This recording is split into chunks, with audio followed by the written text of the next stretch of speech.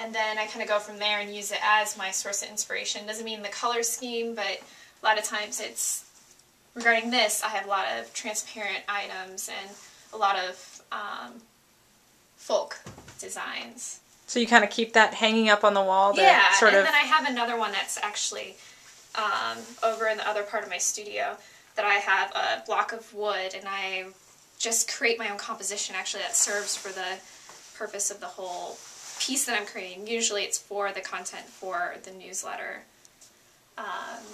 And then I've just been figuring out different ways to do different slicing techniques into the textile that I would like to embroider over it. It's quite an art form. Seriously. Literally. Let's see some of the stuff you've done here that you have on the racks. Okay. Well, to begin with, some people that have gone to some of my events that I did in October at the Cedar Rapids West store, I did something on ladybirds. It was my exploration of the birds of paradise. And so I took a lot of garments that, to me, were bird-like, not, it's not something that you automatically go through the racks and go, that's a bird. But I make it into a bird. It makes sense to me at some point.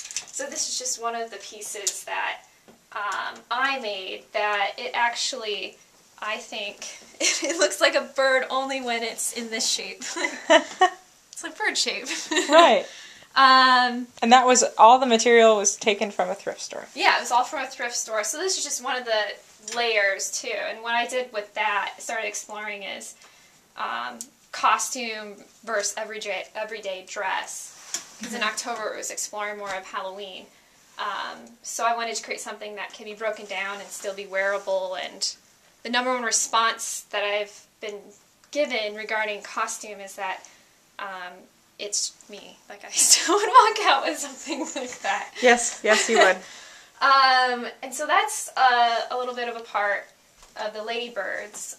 And then recently I did a Winter Warrior series that was with the Marion Goodwill at the beginning of December.